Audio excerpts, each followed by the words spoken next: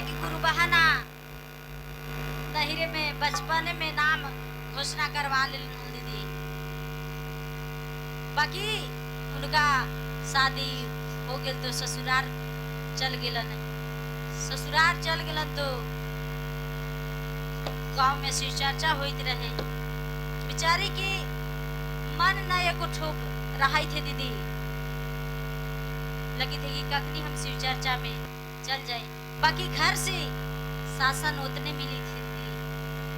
बेचारी डर के मारे चर्चा में न जाइत रहे।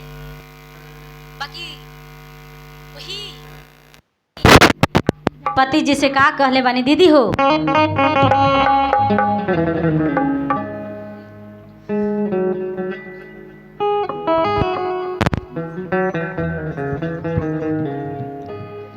नाम के हम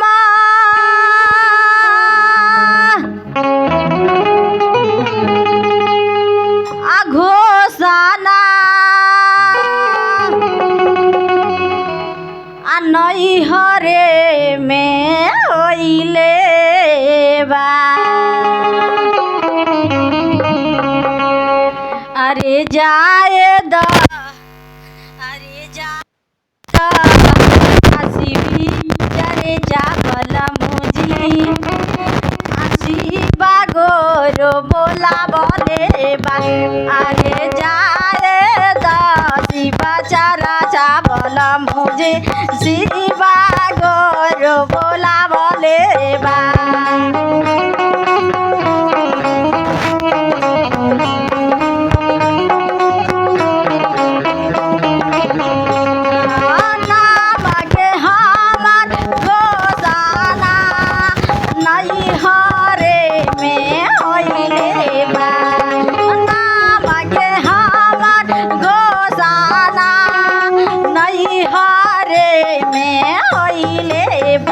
अरे जाए दो शिवा चारा चावल मुझे शिवा गोरु बोला वाले बा। अरे जाए दो शिवा चारा चावल मुझे शिवा गोरु बोला वाले बा।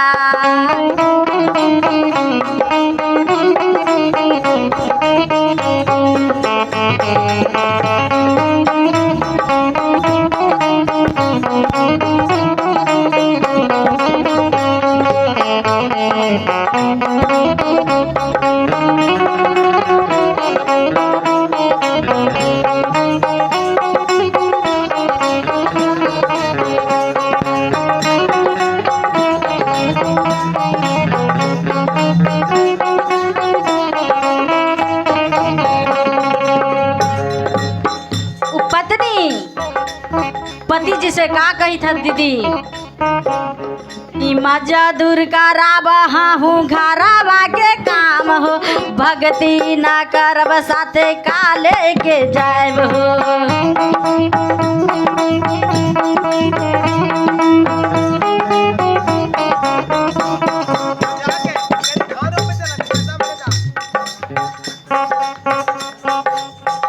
उनकर पति कही था थे कि देखा शिव चर्चा में मत जा, चला धान रोपे हमरा जोरे काम करे चला।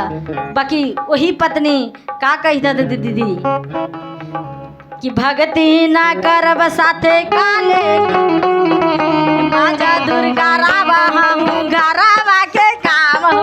भक्ति ना करब साथे काले के जाओ।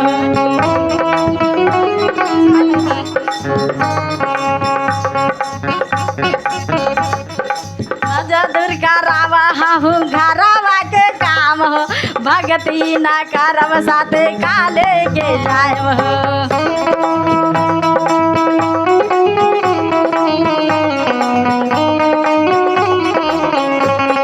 तिलक दहेज लेके शादी कैला तब काहे ताना सतैले बा। अरे तिलक दहेज लेके शादी कैला तब काहे ताना सतैले बा। अरे जाए शिवा चारा चावल मुझे शिवा गोरु बोलावले बा। अरे जाए शिवा शिवा गोर बोलावले बा।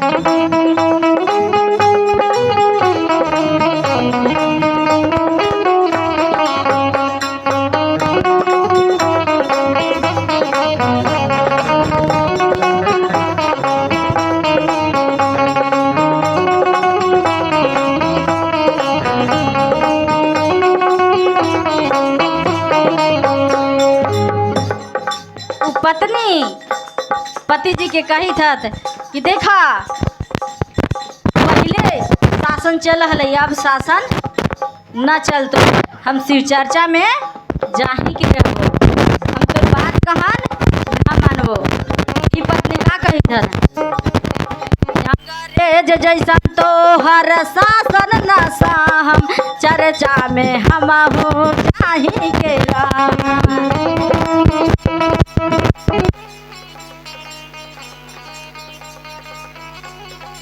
अंग्रेज जैसन तो हर शासन न हम चर्चा में हम हूँ जाही के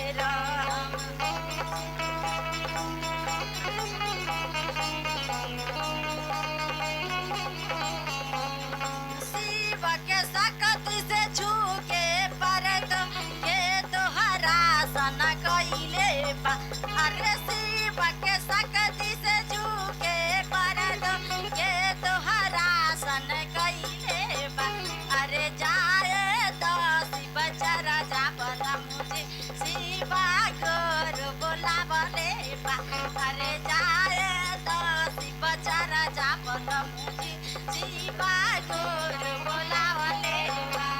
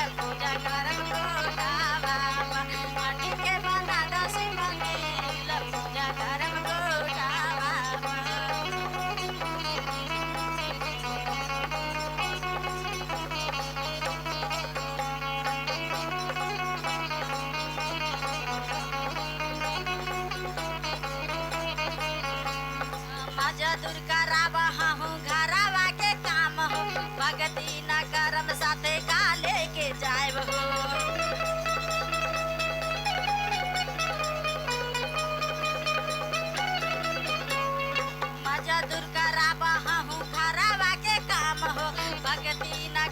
साथे का लेके जाएब हो।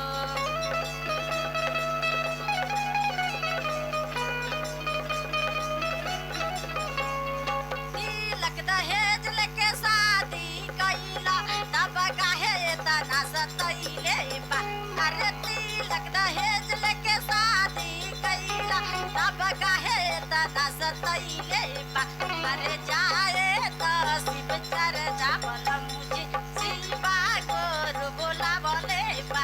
अरे जाए तो शिव चर्चा बलम मुझे।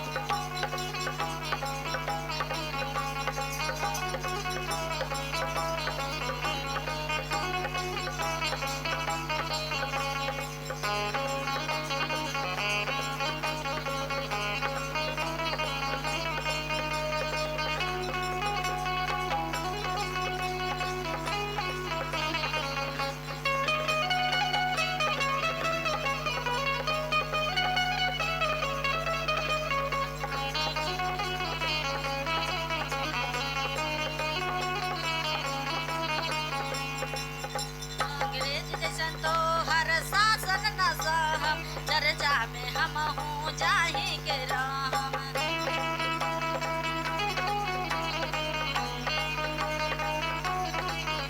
अंग्रेज जैसन तो हर शासन न सहम चर्चा में हम हूँ जाही के राम।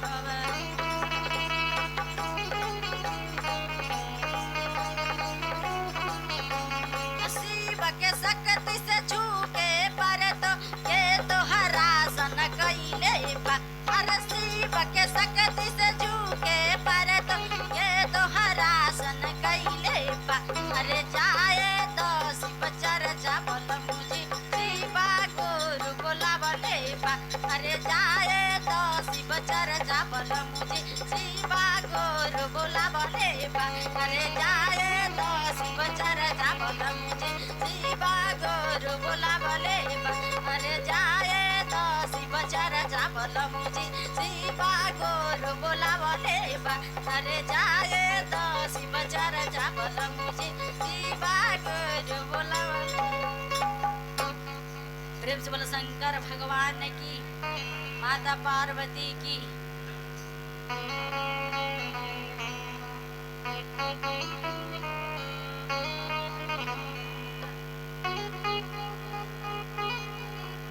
और हमारे शांति दीदी की तरफ से, शांति दीदी की तरफ से भगवान के दरबार में बहुत सा दान दिए हैं।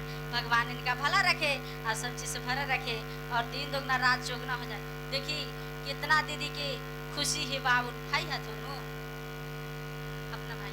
हाँ। देखो भाई के खुशनामा में कितना बहन लोग सब झूली जाती है। बताओ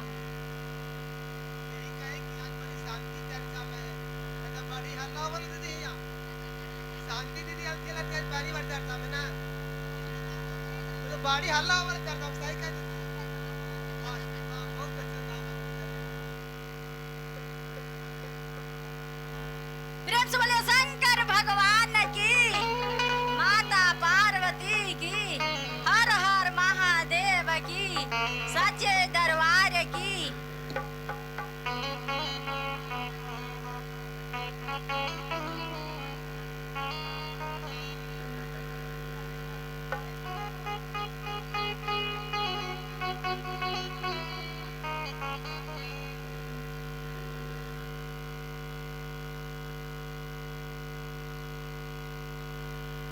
किरण गुरु बहन सभी कलाकार को स्वागत किए हैं। भगवान इनका भला रखे और सब चीज से भरे रखे और दिन दोगुना रात चौगुना हो जाए भोलेनाथ जी के दया से।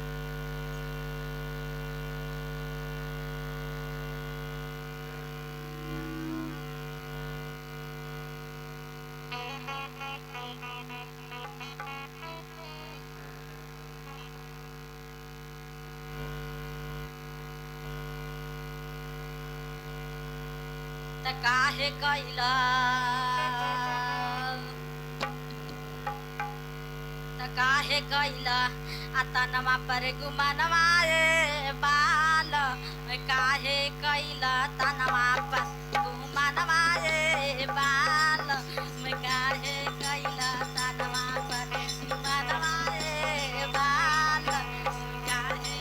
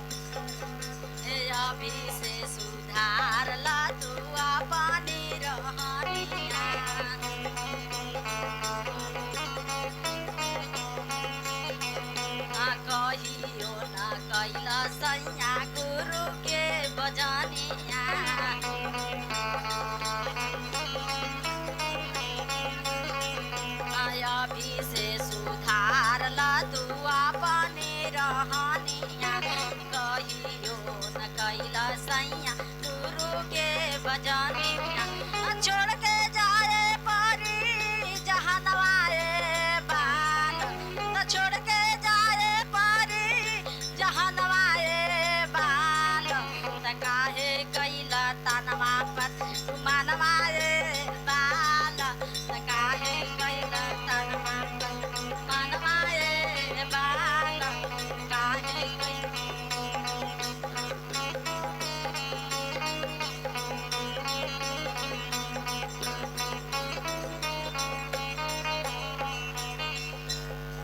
अच्छा ही कही था धन की काहे कहला तनवा पर गुमनवा ये बालन। इनमें खाली बाल्मीकि के दोष न है, इनमें रानी के भी दोष है। चर्चा में से जा गुरुवान तो घरे जाके सास ससुर के गोड़ लगा, झूठ न बोले आप।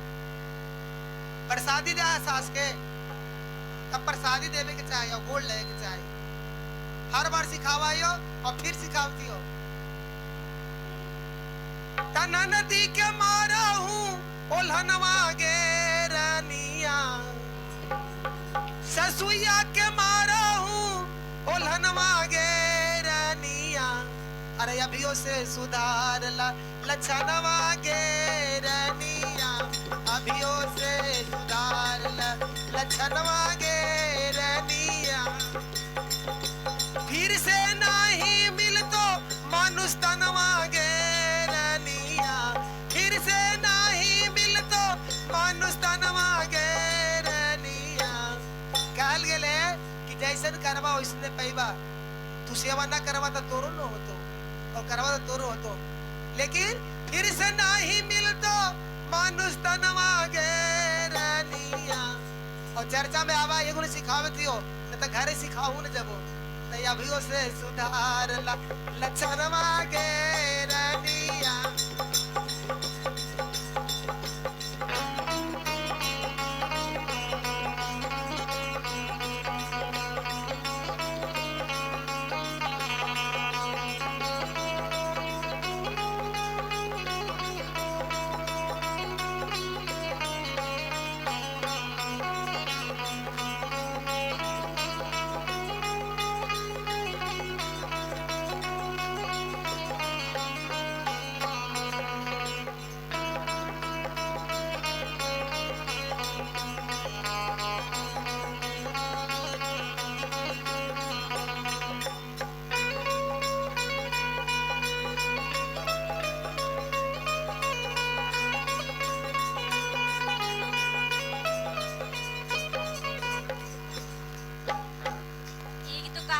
कोची कला तो दीदी सुनलहु ना कि चर्चा में से जाहा तो सास ससुर के सेवा करिहा तबे मेवा पैबा।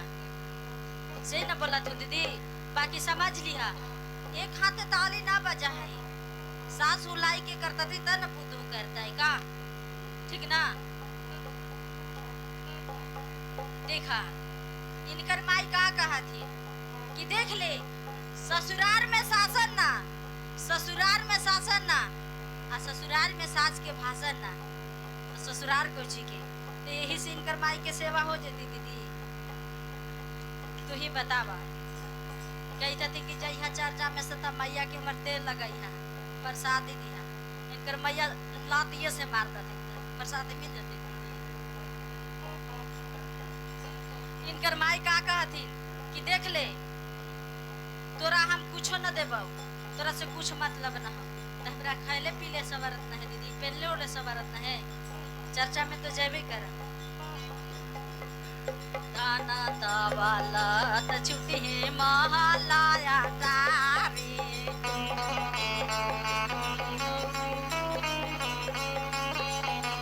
तोहारो दया के खोलिहन का पाटा के बारी। ताली बजा दीदी। दाना दवाला त छुट्टी है महालाया तारी।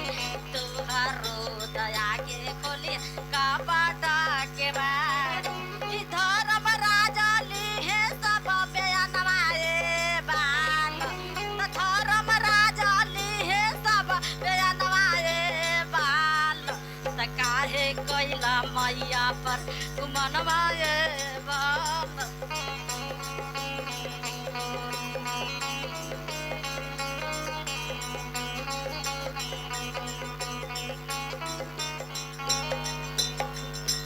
अच्छा ई काय तदन के हमरा खाइले पीले सवारत है और बूढ़ा बूढ़ी के भूखले रहले सवारत है से बताओ तू का तुम खाइले पीले हमरा सवारत है और बूढ़ा बूढ़ी भूखे रह जाए बोला आओ कहता दर कि तोर सास लात चलाता तो माया तू लात चलावी देखा जिस घर में बूढ़ा बूढ़ी हंसते उसी घर में देवता देवी बसते जे घर में दीदी बूढ़ा बूढ़ी के बाबा ना तू घर में देवता ना रह तू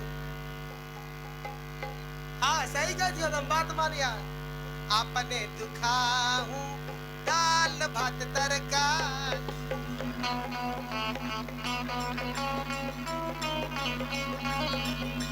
काहे लागी दे हूँ बूढ़िया के गार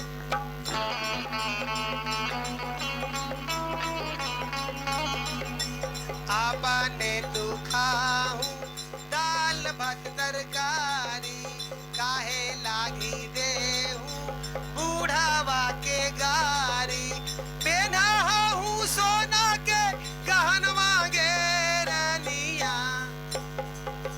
तू सोना पहन ले हा और सोना ने काम न करता तो सोना तोर मट्टी हो गई सोना के गहना पहन ले तो पहना काम भी सोना नहीं होता चाहे बूढ़ी कुछ करा थी बेचारी बूढ़ी काम लगी बोला था हमू बाप बल नहीं है तो हमू लेकर के काम में लगी बोला बिगड़ल न बोला था बूढ़ी और तू उल्टा समझ जा तोरे लगे बोला तोरे भलाई हो तो जाना न करा तोरो पुतो तू तोरो समझ में को बेना हूँ सोना के गहनवा गे रनिया ना सोना पहन तो ठीक है ये और ढेर गुरु बहन के देखे थी कि कर्जो लेके लोनो निकाल के पहने था वैसा ना हो के चाहिए पैसा घर में रहता ना सब कुछ लिया कर्जा लेके ना पहने के गुरुबान पहना हूँ सोना के गहनवा गे रनिया अरे अभियो से सुधार लक्षणवा गे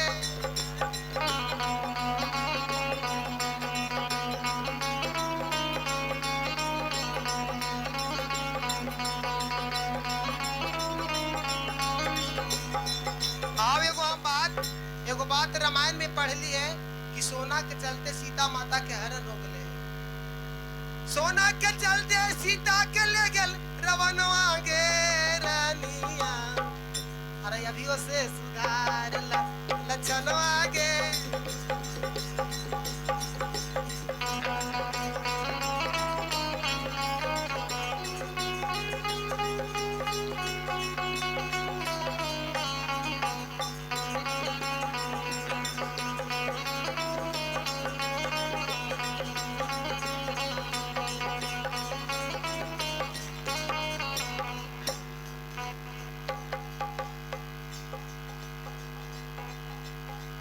मानी थी कि सोना पेन हम तो सोना निगर नूर लछ जाही बाकी समझ रखिया तू मैया के अपन धीरे करके रखिया ऊपरे न चढ़ा देना हमरो तो मैया पोस के तोरा ही एते को दे दोगे का दीदी दे न दे रही है हम तोर बात कहा ना मानम ठीक ना अपना मन के काम करम काहे कि हमरा खाइले पीले सवारत है पहले उड़ल सवारत है उसे का लौन उठा के पेन के झमका के चलवी न त का होते ए माटी के ताना मा मट्टी में मिली जनी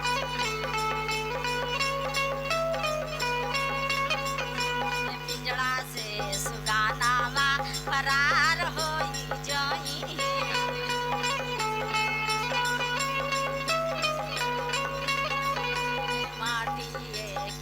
मट्टी में मिली जाई पिंजड़ा से सुगानावा फरार होई जाई पुष्पा राजा कहेले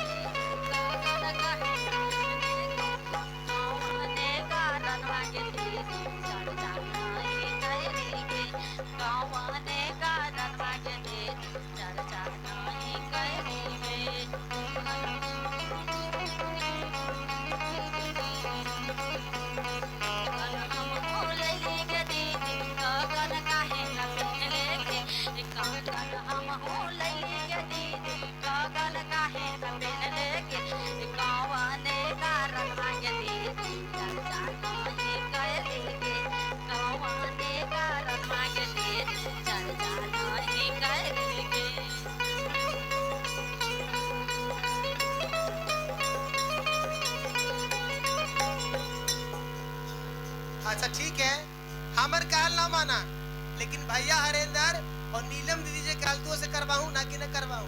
जा, हमार बात ना मानिए भाई, प्रमाण दे से अपना कर।